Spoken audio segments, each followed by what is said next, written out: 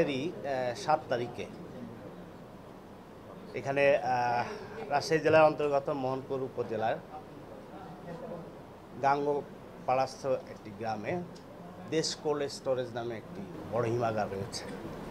সেই হিমাগারে ৭ তারিখে একটি দুর্ধর্ষ ডাকাতি সম্পন্ন হয় এবং ডাকাতরা সেখানে, আমরা সংখ্যাটা এই মুহূর্তে আপনাদের জানাতে পারছি না, তবে একটা বড় সংখ্যার ডাকাত দল সেখানে আনুমানিক রাত 1:30-এর দিকে প্রবেশ করে এবং তারা প্রায় 4টা পর্যন্ত সেখানে ডাকাতি করে। তারা সেখানে প্রবেশ করে প্রথমেই গেটের দারোয়ানদের হাত পা বাঁধে, চোখ বাঁধে এবং তাদেরকে পাশে মোটরসাইকেল গ্যারেজে বেঁধে রেখে দেয়। এরপরে তারা লেবার রুমে প্রবেশ করে এবং উল্লেখ্য যে সেখানে 24 জন টোটাল লেবার ছিল এবং তারা এই 24 জন লেবারকেই হাত পা বেঁধে দেশীয় অস্ত্রের ভয় দেখিয়ে তারা জিম্মি করে রাখে। এরপরে তারা কোল্ড স্টোরেজের যে পিছনে কোল্ড স্টোরেজে যে অপারেটিং রুম আছে, সেখানে হেভি ইনস্ট্রুমেন্ট আছে, মেশিনারিজ আছে, যেগুলি কোল্ড স্টোরেজে পাওয়ার সাপ্লাই দেয় এবং কুলিং সাপ্লাইটা দেয়। তাদের বেসিক্যালি টার্গেট ছিল সেটাই।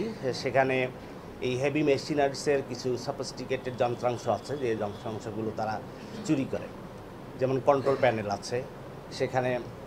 এছাড়া হেভি কিছু তামার তার আছে, যে তারগুলো অনেক দামি তার, 1 ফুট তারের দাম প্রায় 1200 টাকা। তো এগুলিকে টার্গেট করে এবং লেবার রুমে সব লেবারকে জিম্মি করে রেখে তারা সেই পাওয়ার স্টেশনে যায় এবং সেই পাওয়ার স্টেশনে মেশিনারিজগুলো খুলে সেখানে যন্ত্রাংশগুলো নেয়, কন্ট্রোল প্যানেল থেকে বিভিন্ন যন্ত্রাংশ নেয় এবং তামার তারগুলো নেয়।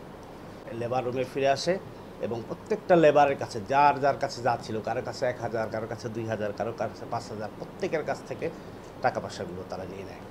এরপরে তারা কোল্ড স্টোরেজ পরিচালনার জন্য একটি অফিস রুম রয়েছে, যেখানে কর্মকর্তারা অথবা মালিক গিয়ে মাঝে মাঝে বসেন। সেই অফিস রুমটা তছনছ করে, সেই ফার্নিচারগুলো তছনছ করে, সেখানে খুঁজে তারা সেখান থেকে কিছু টাকা পয়সা পায়। এইভাবে তারা মোট 3,33,000 টাকা নগদ ক্যাশ সেখান থেকে নেয় এবং এই 3,33,000 টাকা নগদ ক্যাশ এবং যে টোটাল ইনস্ট্রুমেন্টগুলো তারা আছে, এর প্রায় মূল্য প্রায় 63 লক্ষ টাকা বলে আমরা অনুমান করছি।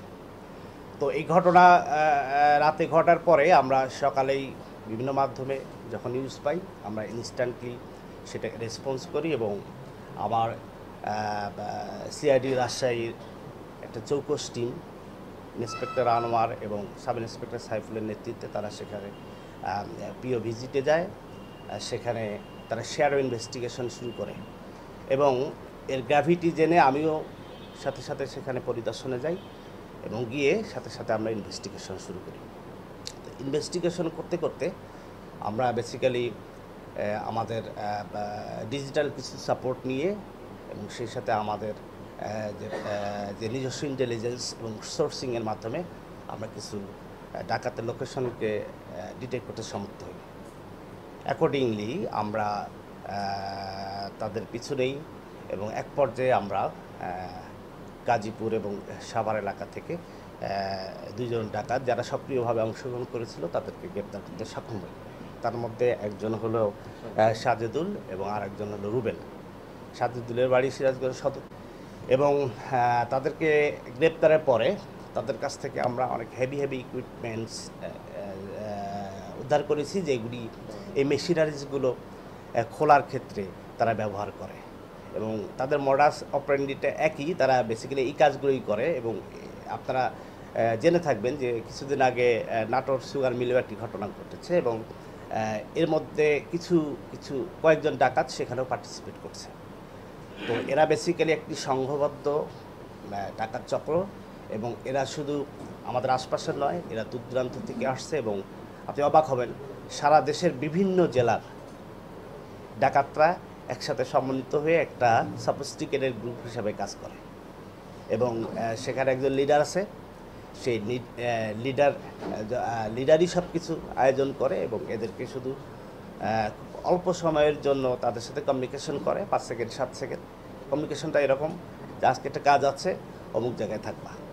যে ডাকাতের যে লিডার আছে সেখানে তাদেরকে রিসিভ করে, সেখানে হয়তো বা 10, 15, 20 জন একসাথে হয় এবং সেখান থেকে তারা পিক আপ নিয়ে মুভ করে এবং পিকআপগুলো তারা ঘটনাস্থল থেকে অনেক দূরে রাখে এবং তাদের কাজকর্ম শেষ করার পরে যখন সব কিছু রেডি হয় তখন তারা পিকআপ কল করে, ড্রাইভার পিকআপ নিয়ে ঘটনাস্থলে প্রবেশ করে এবং খুব দ্রুত মালপত্রগুলো নিয়ে তারা সেখানে চলে যায়। এবং এখানে যে একটা চুরি হয়েছিল ব্যাটারি, প্রায় 200 অ্যাম্পিয়ার ব্যাটারি আমরা উদ্ধার করেছি, তারপরে আইপিএস উদ্ধার করেছি এবং অনেকগুলো রেঞ্জ যেগুলোকে মেশিনারাইজ করার জন্য ব্যবহার করে সেগুলো উদ্ধার করেছি এবং তাদের ব্যবহৃত 2টি মোবাইল ফোন আমরা উদ্ধার করেছি। এবং আরেকজন আসামি আমাদের অন্য জায়গায় গ্রেপ্তার হয়েছে, সেটি নাটোরে গ্রেপ্তার হয়েছে। আমি যতটুকু সম্ভব ইনভেস্টিগেশন করে তাদের জিজ্ঞাসাবাদ করে জেনেছি যে আমাদের এখানকার যে মালপত্রগুলো তারা ডাকাতি করে নিয়ে গেছে সেটা তার কাছে বিক্রি করেছে। আমরা তাকেও পরবর্তীতে সোনার দেখিয়ে রিমান্ডে আনবো এবং আশা করছি যে আমরা এই ডাকাতিকৃত মালপত্রগুলো আমরা উদ্ধার করতে সক্ষম হব। আমরা ইনভেস্টিগেশন চালিয়ে যাচ্ছি, আশা করছি খুব শিগগিরই আমরা এর এর সাথে জড়িত সকলকে গ্রেপ্তার করতে সমর্থ হব এবং যে মালপত্রগুলো খোয়া গিয়েছে উদ্ধার করতে সমর্থ হব।